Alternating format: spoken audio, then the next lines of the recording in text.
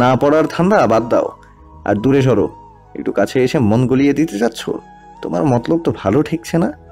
আভা এবার আয়ানের গালে চুমু খেলো, সাথে জড়িয়েও ধরলো। আমায় কি পাগল করতে চাচ্ছ? আভার এসব পাগলামোতে আয়ান সায় না দিয়ে পারল না। আয়ান আভাকে জড়িয়ে নিয়ে হারিয়ে গেছে ভালোবাসার গভীরতলে। সিমি আর শরীফের প্রেম ভালোই চলছে, মানে সেটা ফোনে কথা হচ্ছে আর কি। শরীফ এখনো সিমিকে সামনাসামনি প্রপোজ করেনি, তবে শরীফ বুঝতে পারে সিমিরও ওকে ভালো লাগে। আগের মতোই ঝগড়া করে, তবে ওর প্রতি দুর্বল হয়েছে। এই তো সেদিন শরীফ সিমিকে মজা করে বলেছিল, একটা মেয়ে দেখো, বয়স তো অনেক হলো, বিয়ে করতে হবে। এই কথা বলতেই সিমির রেগে গালি দিয়ে ফোন কেটে দিয়েছিল। পরে 2 দিন ফোন ধরেনি, কথাও বলেনি, অনেক কষ্টে মানিয়েছে। শরীফ ভেবে রেখেছে পরীক্ষার পর একেবারে সিমির বাসায় বিয়ের প্রস্তাব দিবে। আম্মু আব্বু কবে আসবে?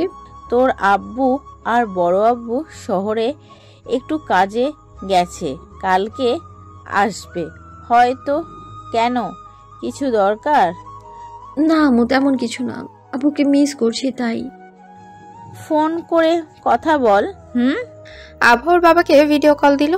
আমার মা কেমন আছে?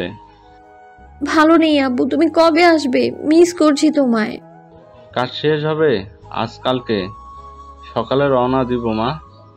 ঠিক আছে আব্বু। বড় আব্বু কোথায়? পাশেই বসে আছে, নে কথা বল। মামুনি কেমন আছো? ভালো নেই বড় আব্বু, তোমরা তাড়াতাড়ি চলে এসো, বাড়িটা কেমন ফাঁকা ফাঁকা লাগে। তোমরা নেই, নিশি আপু নেই, আগের মতো আর আড্ডাও হয় না। কালকে আসবো মামুনি, তোমার কিছু লাগবে নিয়ে যাব?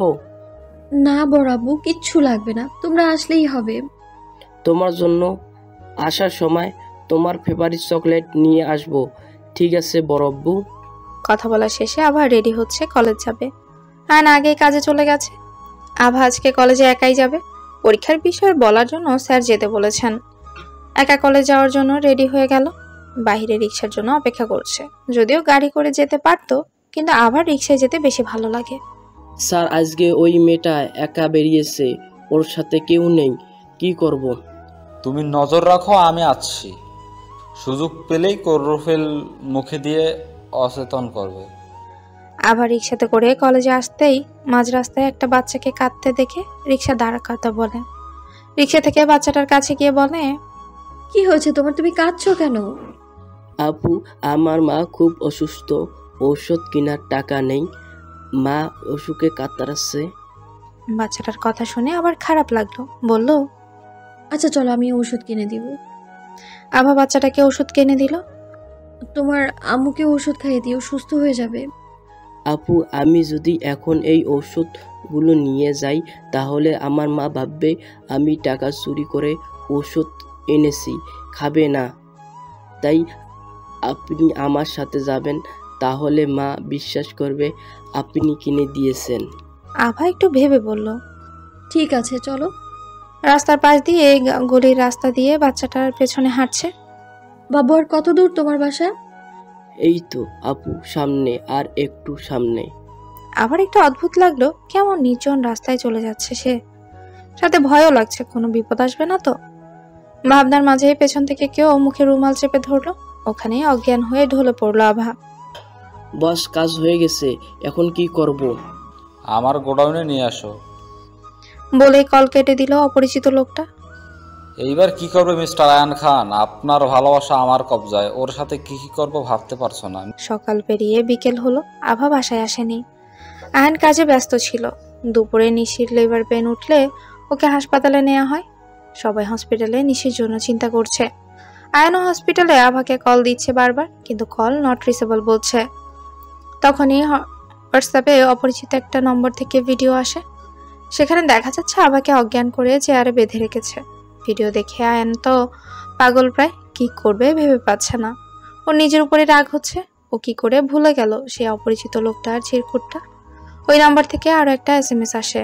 মিস্টার আয়ান, আপনার বউকে আপনি অনেক ভালোবাসেন তাই না? যদি ওর গায়ে কলঙ্ক লাগে কেমন হবে? আয়ান SMSটা দিল। কে আপনি? আমি আপনার কি ক্ষতি করেছি যে এমন করছেন? অপর পাশ থেকে কোনো রিপ্লাই আসলো না। ওই নাম্বারে কল দিল, কিন্তু কল যাচ্ছে না, মনে হচ্ছে সিম খুলে ফেলেছে। আয়ান মাথার চুল টেনে ধরে। আভাকে আমার দেখে রাখা উচিত ছিল। কে হতে পারে এটা? তাড়াতাড়ি কিছু করতে হবে, আবার কিছু হলে আমি বাঁচবো না। আয়ন হঠাৎ কিছু মনে হতেই ফোনের ভিডিওটা আবার চালু করে। ভিডিওতে আবার পাশে আরো একজনকে দাঁড়ানো দেখা যাচ্ছে, তবে মুখ দেখা যাচ্ছে না, শুধু পা দুটো দেখা যাচ্ছে। আয়ন ভিডিওটা বন্ধ করে কাকে যেন কল লাগালো। হ্যালো, একজনের পিক দিচ্ছি, 30 মিনিটের মধ্যে ওর সব ডিটেলস চাই আমার। নিশির অপারেশন শেষ, ওর ছেলে হয়েছে, সবার কত আনন্দ। আয়ান বাসার কাউকে আবার মিসিং এর ব্যাপারে কিছু বলেনি। আয়ান চায় না সবাই অহেতুক চিন্তা করুক, শুধু আবিরকে জানিয়েছে। আম্মু, আমার কিছু কাজ আছে, আসছি। কই যাবি তুই? আর আবার কই? আম্মু, ও তো বাসায় গেছে, আমি ওকে নিতে যাচ্ছি। সবাইকে মিথ্যে বলে বেরিয়ে পড়লো। যদিও আবিরও ওর সাথে আসতে চেয়েছিল, কিন্তু আয়ান ওকে সাথে নেয়নি। আবিরের এখন নিশির পাশে থাকা দরকার, কখন কি লাগে না লাগে। আয়নার ফোনে কল আসে। হ্যালো, সব ডিটেলস পেয়েছো? ও পাশে কি বললো বোঝা গেল না। ওকে, ধন্যবাদ সব ডিটেলস দেওয়ার জন্য। পাখনা গজিয়েছে না? আমার প্রাণ পাখি নিয়ে টানাটানি করিস? তারা হাসছি। রহস্যময় হেসে বলল। আবার জ্ঞান ফিরে আসলে নিজেকে একটা অন্ধকার রুমে চেয়ারে বাঁধা অবস্থায় দেখতে পায়। ওর সাথে কি হয়েছিল মনে করতেই মনে পড়লো ওই বাচ্চা ছেলেটার সাথে গিয়ে কেউ পেছন থেকে ওর মুখে রুমাল চেপে ধরে অজ্ঞান করেছে। আভা ভয় পেল, পুরো শরীর কাঁপছে ওর। এখানে অজ্ঞান করে এনেছে মানে নিশ্চয়ই কোনো খারাপ মতলবেই নিয়ে এসেছে। আশেপাশে কেউ নেই। আভা হাতের বাঁধন খোলার জন্য চেষ্টা করছে, কিন্তু তার আগে চেয়ারটা উল্টে পড়ে যায়। চেয়ার পড়ার শব্দ শুনে 3 জন লোক আসে। আপনারা কারা? আমায় আটকে রেখেছেন কেন? আমরা কে সেটা না জানলেও চলবে, আর ধরে এনেছি কারণ এটা আমাদের নির্দেশ ছিল। কে নির্দেশ দিয়েছে আমাকে আনার? এত কথা ভালো লাগে না। কে নির্দেশ দিয়েছে সেটা একটু পরে দেখতে পারবেন। ওনারা আসছেন, অপেক্ষা করুন। আভা ভাবছে কেউ হতে পারে, কারা ওর ক্ষতি চায়। 3টে ছেলের মধ্যে একজন বলে উঠল, ওই তো এসে গিয়েছে। কে ওকে ধরে আনার অর্ডার দিয়েছে সেটা দেখার জন্য তাকিয়ে আছে। কেউ ওর দিকে হেঁটে আসছে, কিন্তু অন্ধকারের জন্য মুখটা দেখা যাচ্ছে না। কাছে এসে আবার মুখের সামনে ফোনের টর্চ চালাতেই অপরিচিত দুটো মুখ দেখতে পেল। আবার তো অবাক, মুখ দিয়ে বেরিয়ে এলো। তোমরা আমায় এখানে আটকে রেখেছো কেন? ফারিন, তোমার সেদিন শিক্ষা হয়নি? আবার আমায় আটকে রেখেছো? নিজেদের ভালো চাইলে যেতে দাও আমায়। ফরহাদ, আপনি কেমন ভাই? আপনি বোনের কুকাজে সাহায্য করছেন। তোমরা দুজন ভালো চাইলে আমার হাতের বাঁধন খুলে দাও, নয়তো আয়ান আসলে তোমাদের উচিত শিক্ষা দিয়ে দিবে। ও কাম আপ বেবি, এসব ফালতু ডায়লগ তোমার কাছে রাখো। আয়ানকে আমি ভয় পাই না। আয়ান জানতেও পারবে না তুমি কোথায় আসো। হা হা হা। ফরহাদ ধীরে ধীরে আবার দিকে এগোচ্ছে। আপনি আমার দিকে এগিয়ে আসছেন কেন? সরে যান প্লিজ। তোমার খুব ডেমাক, আর জামাইয়েরও খুব বাড়াবাড়ি তোকে নিয়ে। বিয়ের দিন টাকা দেওয়ার জন্য তোর হাত একটু ধরেছিলাম বলে আমায় থ্রেট দিয়েছিলি। সেদিন কিছু বলিনি, তারপরও সবার সামনে ফারিনকে অপমান করলে। তুই ওকে সবার সামনে চর মারলি। সেই রাগে ফারিন সুইসাইড করতে গিয়েছিল। আমি দেখতে পেয়ে কোনো মতে ওকে আটকাই, আর কথা দিয়েছি তোর ডেমাক শেষ করব। আর তুই শেষ হলে আয়ানও এমনিতেই শেষ।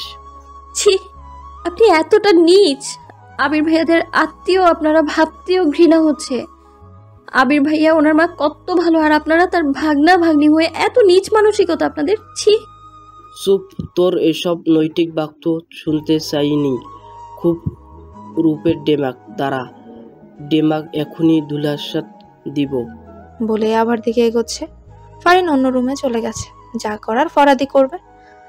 আভা ভাবছে আজকে ওর শেষ দিন। যদি ওকে মেরে না ফেলে, ইজ্জত নষ্ট করে, তাহলে ওর এমনিতেই বেঁচে থাকা হবে না ভেবে কান্না করছে। ফরহাদ আবার একদম কাছে চলে গেছে। আভা চোখ বন্ধ করে আয়নের মুখটা মনে করে। আপনার সাথে হয়তো আর দেখা হবে না। আজকে আমার ইজ্জত নষ্ট হলে আমার জীবনও যাবে। ওর পালাবারও পথ নেই, হাত বাঁধা নয়তো চেষ্টা করত। ফরহাদ যে আবার অন্যার শরীর থেকে সরিয়ে দিতে হাত বাড়িয়েছে, তখনই কেউ ওকে সজোরে লাথি মারে। ফরহাদ ছিটকে পড়লো মাটিতে।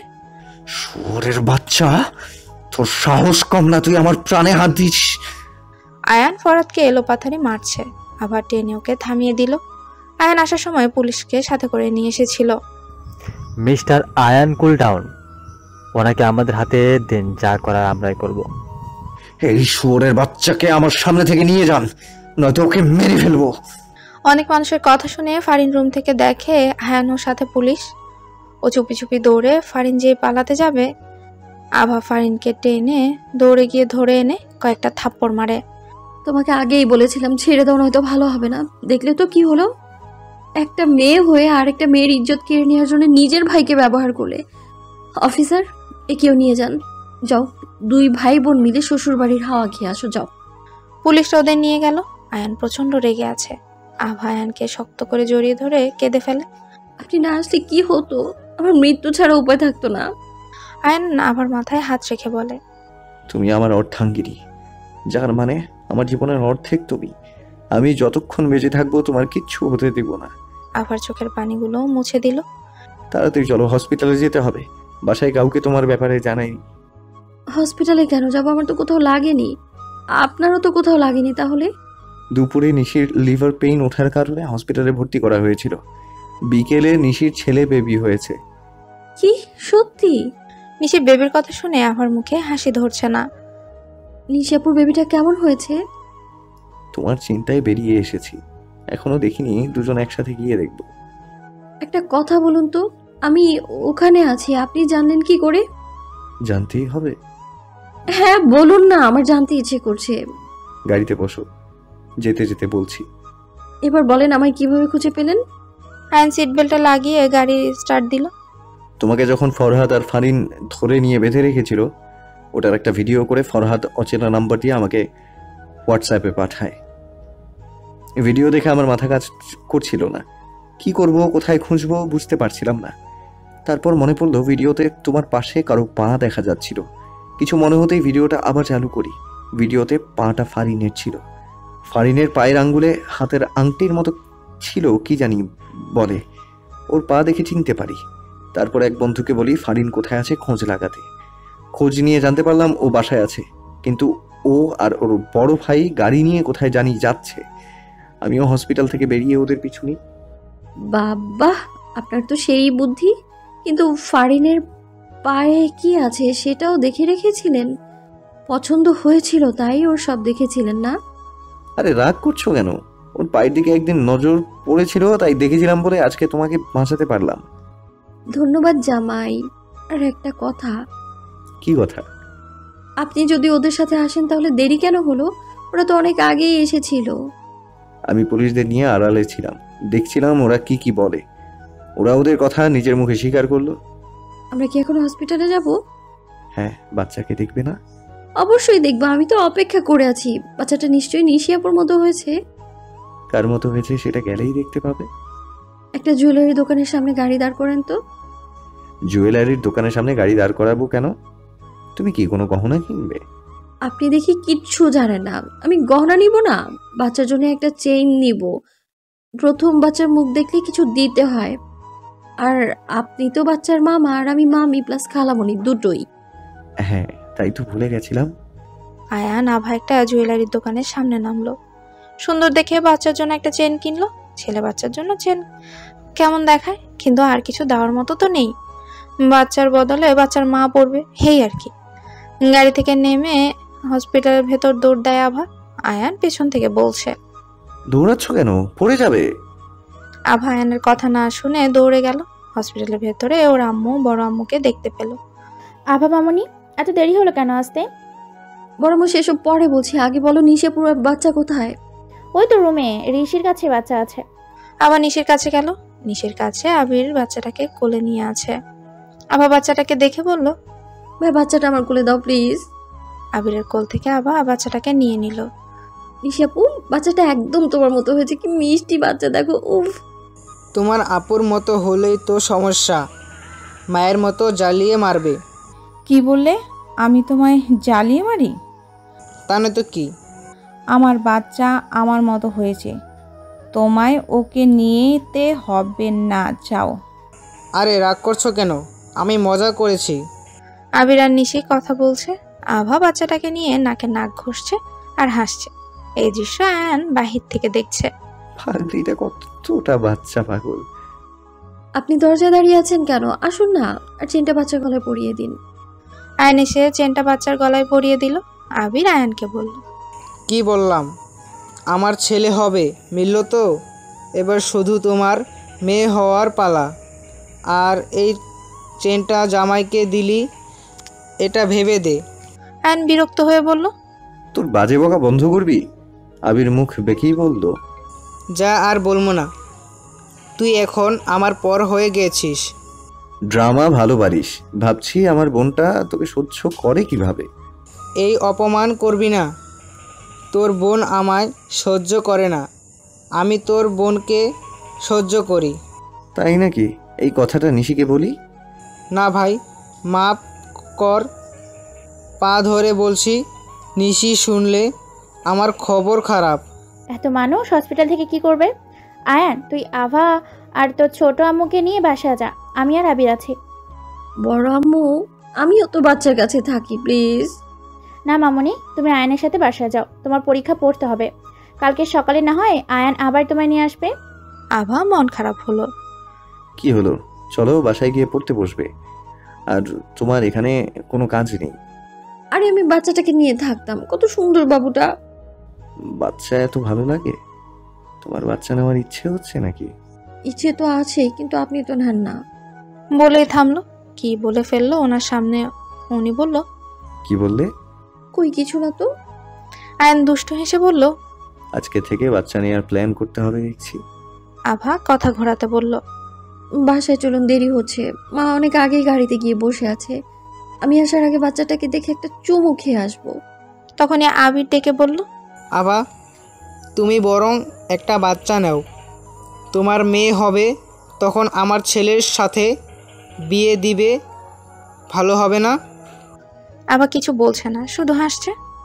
আবার ফালতু কথা শুরু করে দিয়েছিস। আভা, ওকে একটু বোঝাও, আমি কিন্তু ভালো কথা বলছি। বলে আবির দাঁত কেলিয়ে হাসে। আভা চলো, দেরি হচ্ছে। আর এই পাগলের কথা কানে নেবে না। ওরা দুজন বেরিয়ে আসে। আবির পেছন থেকে বলে, আভা, আয়ান আমার কথা শুনবে, কিন্তু শুনিও। আবিরের কথা শুনে হাসছে। আবির আয়ানকে রাগানোর জন্য বলছে, তুমি ওই পাগলের কথা শুনে হাসছো কেন? কেন, হাসতে মানা নাকি? মামা হবে কেন? তুমি হাসছো কেন? তার মানে ওর কথায় তুমিও রাজি নাকি? ভাবছি আবির ভাইয়ের কথা শুনে একবার ভেবে দেখাই যায়। আয়ান হা করে আবার দিকে তাকিয়ে আছে। তুমি নিজেকেই গুছিয়ে চলতে পারো না, বাচ্চা সামলাবে? পারবো না কেন?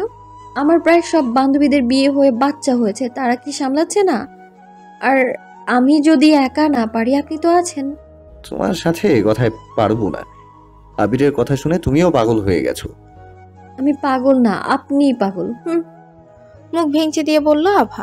আয়ান, আভা ও রাম্মু হসপিটাল থেকে বেরিয়ে আসা বাসার দিকে রওনা দিল। সারাদিন অনেক ধকল গেছে। গোডাউনে আটকে রেখেছিল, আবার হসপিটালে গেছিলে। একেবারে গোসল সেরে আসো, ভালো লাগবে। তুমি গোসল করে আসো, তারপর আমি যাব। কি হলো, দাঁড়িয়ে আছো কেন? নাকি আমার সাথে একসাথে যেতে চাইছো? আবার রাগ দেখিয়ে বলল, দরকার নেই, আমি একাই যাব। তাহলে তাড়াতাড়ি যাও, এসে পড়তে বসবে। আভা গোসল সেরে বেরিয়ে আসলো। কাপড়গুলো ব্যালকনিতে মেলে দিল। আয়ান দেখছে আবার চুল থেকে পানি পড়ছে। মাথা মুছো ভালো করে, চুল থেকে পানি পড়ছে। আবার কথাটা কানে নিল না। আয়ান টাওয়াল নিয়ে আবার চুল মুছে দিতে লাগে। কথা শুনতে পাও না? দিন দিন অবাধ্য হচ্ছ দেখছি। আগের মতো কঠোর হতে হবে, তাহলে তুমি ঠিক হবে। আমি আপনাকে ভয় পাই না, বুঝছেন? দেখা যাবে ভয় পাও কিনা। চুল আছড়ে পড়তে বসো, আমি গোসল করে আসি। সারাদিন দৌড়ের ওপর ছিলাম, ক্লান্ত লাগছে। উনি গোসল করতে যায়। আভা বই নিয়ে টেবিলে বসে। বই নিয়ে বসে পড়ছে, কিন্তু একটা বিষয় মাথায় আসছে না। আয়ান ভাই গোসল করে বেরিয়ে আসে। আভাকে বসে থাকতে দেখে ভ্রুকুচকে বলে, পড়া বাদ দিয়ে বসে আছো কেন? একটা বিষয় বুঝতে পারছি না, তাই একটু বুঝিয়ে দেন না। ঠিক আছে, আসছি। উনি টাওয়ালটা ব্যালকনিতে মেলে দিয়ে এসে আভার পাশে বসে। কোনটা বুঝতে পারছো না বলো? এই তো এই চ্যাপ্টারটা একটু প্রবলেম হচ্ছে। আয়ান সুন্দর করে বুঝিয়ে দিল। এবার বুঝতে পেরেছো? ধন্যবাদ। ধন্যবাদ লাগবে না, ভালো করে পড়ে রেজাল্ট ভালো করো, তাহলেই হবে। আমি আপনার মতো অত ব্রিলিয়ান্ট স্টুডেন্ট নই, তাই অত ভালো রেজাল্ট আমার দ্বারা হবে না। চেষ্টা করলেই হবে। যা বুঝবে না আমাকে বলবে, আমি বুঝিয়ে দিব। রাত 10টা বাজে। আয়ান এসে আভাকে বলল, চলো খেয়ে আসি, তারপর আবার পড়বে। আমার খেতে ইচ্ছে করছে না, আপনি খেয়ে আসেন, আমার খুব টায়ার্ড লাগছে। হাতটাও ব্যথা করছে দড়ি দিয়ে বেঁধে রাখা জায়গাটায়। বাহানা বাদ, হাত ব্যথা করছে, খাবার খেয়ে ওষুধ খাবে, ঠিক হয়ে যাবে। আপনি যান না, খেয়ে আসেন। আমার জোর কেন করছেন? খেতে যাবে কি না? রেগে বলল। আভা ওনার চোখে রাগ দেখে ভয়ে বলল, যাবো তো, এক্ষুনি আসছি, আপনি শুধু শুধু রাগ করেন। গুড, তুমি ভালো কথা শোনার মেয়ে নাও, তাই এভাবে বলতে হবে। ওনার ভয়ে আভাকে খেতে যেতে হলো। খাবার টেবিলে বসে আছে আভা, খেতে ইচ্ছে করছে না তার। আভাকে খেতে না দেখে আবার ধমক দিয়ে বলল, খাওয়া বাদ দিয়ে চুপ করে আছো কেন? খাও। মনে মনে সোখানে গালি দিয়ে দিল। জোর করে কিছুটা খাবার গিলল। এই ওষুধটা খেয়ে নাও, হাত ব্যথা কমে যাবে। আয়ান পানির গ্লাস এগিয়ে দেয়, পানি নিয়ে ওষুধটাও খেয়ে নিল। এখন পড়তে বসো। আভা আবার পড়তে বসে। উনি ল্যাপটপে কাজ করছে। আবার 1 ঘন্টা পরে ঘুম আসছে সারাদিনে ধকলের জন্য। পড়তে পড়তে চোখ বইয়ের উপরে ঘুমিয়ে পড়েছে। আয়ন পড়ার শব্দ না পেয়ে আভার দিকে তাকায়, দেখেও বইয়ের উপরেই ঘুমিয়ে গেছে। আয়ন আভার কাছে গেল, ওকে কোলে তুলে এনে বেডে শুয়ে দিয়ে লাইট অফ করে সে নিজেও আভাকে জড়িয়ে ধরে ঘুমিয়ে গেল। 4 দিন পর হসপিটাল থেকে নিশিকে বাড়িতে এনেছে। 2 দিন হলো। আবিরের মা শ্বশুর বাড়িতে নিয়ে যেতে চেয়েছিলেন, কিন্তু বড় আব্বু নিয়ে যেতে দেয়নি। বড় আম্মু বলেছে বাচ্চার 7 দিনের দিন নাম রাখবে নানার বাড়ি। কালকে বাচ্চার 7 দিন হবে, নাম রাখা হবে। আকিকা করে নাম রাখার উপলক্ষেই ছোট্ট করে অনুষ্ঠান করবে। বাড়ির মানুষ ডাকবে না, কাছের আত্মীয়দেরই ডাকবে। আর কয়েকটা এতিম বাচ্চাদের খাওয়ানোর ব্যবস্থা করে দিবে। এতে সবাই মত দিয়েছে, মানুষকে খাওয়ানোর চেয়ে এতিম খাওয়ানোই ভালো। বাচ্চা আসার পর থেকে আবার সবসময় বাচ্চাকে নিয়েই থাকছে। ওর পাগলামো কে দেখে, মনে হচ্ছে ওরই বাচ্চা। বাচ্চাকে নিয়ে নাচছে গাইছে, সবাই ওর পাগলামো দেখে হাসছে আর বলছে এবার আবারও একটা বাচ্চা নেওয়া উচিত। ও নিজে এখনো ছোট্ট, একটা সময় যাক, পরীক্ষা দেখ, তারপর ভাববে। আকিকা উপলক্ষে সিমি আর রুহিকেও আজকে আসতে বলেছে, ওরা বিকেলে আসবে। পুপি শরীফ ভাইয়াও আসবে। আজকে রাতে অনেক মজা হবে আভাদের। আবার কতদিন পর সবাই আড্ডা দিবে। আহা, আয়ন রুম থেকে আভাকে ডাকছে। আভা, আভা। আভা, আয়ান ডাকছে, যা। তোমার ছেলের কাজ নেই, শুধু শুধু ডাকাডাকি করে বিরক্ত করে। এই কথা আমার ছেলের সামনে বলিস, দিবে একটা। তোমার ছেলেকে ভয় পাই না আমি। রুমে এসো বলছি। হয়েছে কি, ডাকছেন কেন? কেন ডাকা যাবে না নাকি? 2 দিন থেকে দেখছি তুমি আমায় পাত্তা দিচ্ছ না, ডাকলেও পাওয়া যাচ্ছে না, ব্যাপার কি? কোনো ব্যাপার নেই, আমি ব্যস্ত ছিলাম বাচ্চাকে নিয়ে। বাচ্চাকে দেখার জন্য অনেক আছে। তোমার যে আর কয়দিন পর পরীক্ষা মনে আছে? 2 দিন থেকে তো বইটাও হাতে নাওনি। আসো পড়তে বসো। কি, এই দিন দুপুরে পড়তে বসবো?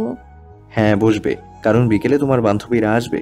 ওরা তো আর পড়বে না, বাদরামও করবে। কি, আমরা বাদরামো করি? আপনি নিজেই একটা বাদর।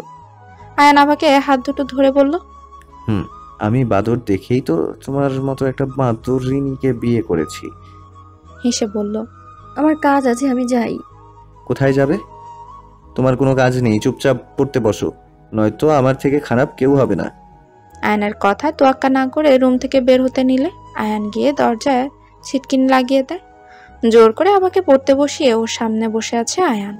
এখন পড়ছো না, পরে যদি ফেল করো কি করব বুঝেছো? কি করবেন? অন্য মেয়েকে বিয়ে করবেন নাকি? বউ ফেল পড়লে লজ্জায় পড়তে হবে কাউকে, তাই বলতে পারবেন না, তাই? আয়ান মজা নেওয়ার জন্য বলল, হ্যাঁ করবই তো। তুই যদি অন্য মেয়েকে বিয়ে করার কথা ভাবিস না, তোকে খুন করে ফেলবো আমি। এই তুমি আমাকে তুই তোকারি করছো কেন? তাহলে কি চুমু খাবো? খেতেই পারো, আমি কিন্তু কিচ্ছু মনে করব না। আয়ান ওর আব্বুর সাথে কথা বলতে গেছে, আবার রেগে বোম হয়ে গেছে। সেই দুপুর থেকে বিকেল অবধি পড়তেই আছে। আভা, রুমি আর সিমি এসে গেছে, তোমায় খুঁজছে, যাও। আবার কোনো কথাই নেই, বইয়ের দিকে চোখ সরাচ্ছেই না। আয়ান বুঝলো তখনের কথার জন্য এমন করছে। আবাকে চেয়ার থেকে উঠিয়ে নিজের দিকে ঘুরিয়ে নিল। পাগলি, আমি তো মজা করেছি, যতই কিছু হোক তুই শুধু আমার। আর পড়ার জন্য বলছি, কারণ ভালো রেজাল্ট করতে হবে। আভা আয়ানকে জড়িয়ে ধরে বলল, আপনি অন্য মেয়েকে বিয়ে করবেন বলেন কেন? হায় আল্লাহ, তুমি ওটা নিয়ে আছো। আমি মজা করে বলেছি যাতে তুমি রাগ করে পড়তে বসো। সরি, আমরা কিছু দেখিনি। বলেই সিমি আর রুহিকে চোখে হাত দিল। আয়ান আভা একে অপরের থেকে সরে গেল। আমরা ভুল সময় চলে এসেছি ভাইয়া, সরি। আয়ান হেসে বলল, সমস্যা নেই শালিকারা, তোমরাই তো। আর জানো তো, শালি হয় আধা ঘরওয়ালি, তাই লজ্জা পাইলাম না। তোমরা না হয়ে অন্য কেউ হলে লজ্জা পেতাম।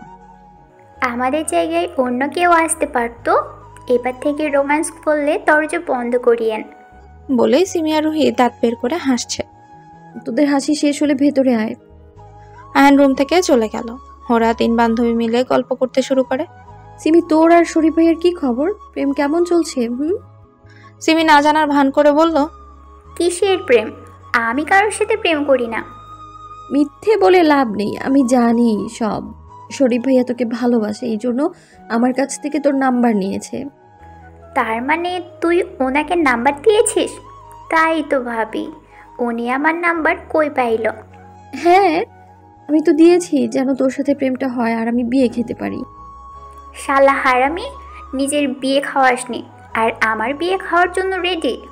আরে আমার বিয়ে কিভাবে হয়েছে জানিস না? ওভাবে না হলে তো খেতেই পারতি। পাশ থেকে রুহি আফসোস করে বলল, সবার প্রেম হচ্ছে, শুধু আমারই হচ্ছে না। ধুর ধুর, ভাল লাগে না। আরে বেচারা, চিন্তা করিস না, রুহি তোকেও একটা রিক্সাওয়ালা খুঁজে দিব। তোর তো রিক্সায় ঘুরতে ভালো লাগে, তাহলে তোর সাথে বিয়ে হলে রিক্সায় সারাদিন ঘুরে বেড়াবি তুই। হারামি, তোকে রিক্সা ওয়াকারের সাথে বিয়ে দিব। বলে রুহি আবাকে মারতে গেলে ও উঠে দৌড় দেয়।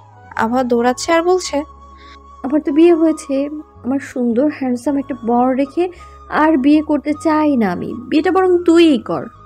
2 বান্ধবী বাচ্চাদের মতো পুরো বাড়ি দৌড়ে বেড়াচ্ছে। সবাই ওদের বাচ্চামো দেখে হাসছে। আভা, সিমি, রুহি, এইদিকে আসো তো মামনিরা।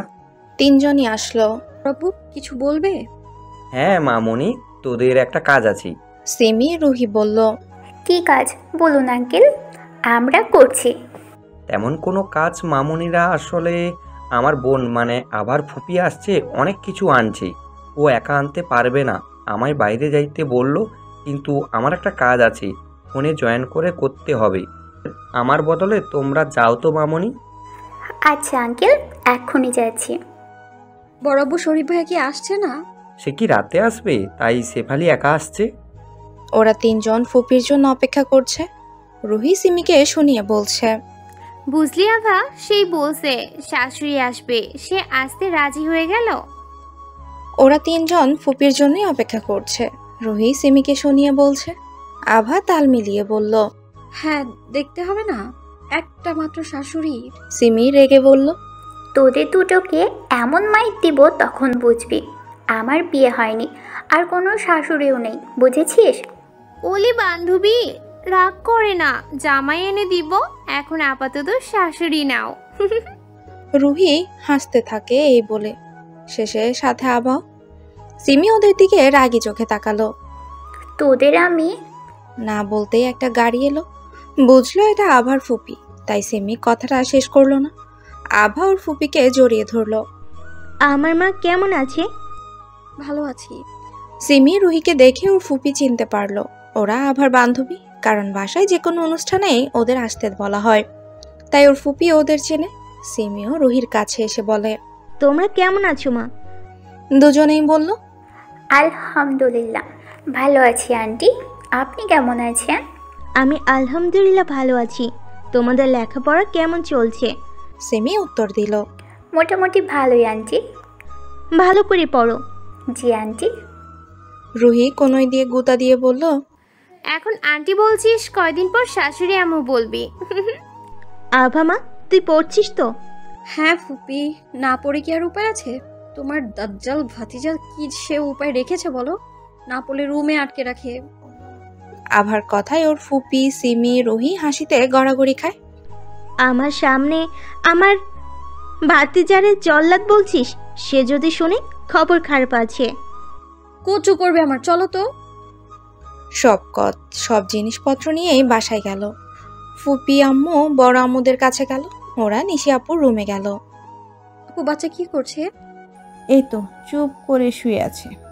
সিমি বলল, নিশি আপু, বাচ্চাটাকে আমায় দাও একটু। নিশি বাচ্চাটাকে সিমির কোলে দিল। কি মিষ্টি বাচ্চাটা। রুহি জিজ্ঞেস করলো, আবির ভাইয়া বাচ্চার কি নাম রাখবে? এখনো ঠিক করা হয়নি, কি রাখা যায় বলো? আভা বলল, আবির ভাইয়ার নিশাকে আমি আগেই বলে রাখছি, বাচ্চার নাম কিন্তু আমিই রাখবো। আবির বলল, আচ্ছা তুমি রেখো, কিন্তু কি নাম রাখবে? সেটা সকালে বলবো। এখন বললে কি হবে শুনি? আমি এখন বলবো না, কালকে নাম রাখার সময় বলবো। ঠিক আছে, তখনই বলিও। রাতে শরীফ ভাইয়া ও সেদিন দেখা হওয়া ওনার বন্ধু রাফি ভাইয়াকেও নিয়ে এসেছে সাথে। শরীফ ভাইয়া এসে থেকে সিমির দিকে তাকিয়ে আছে।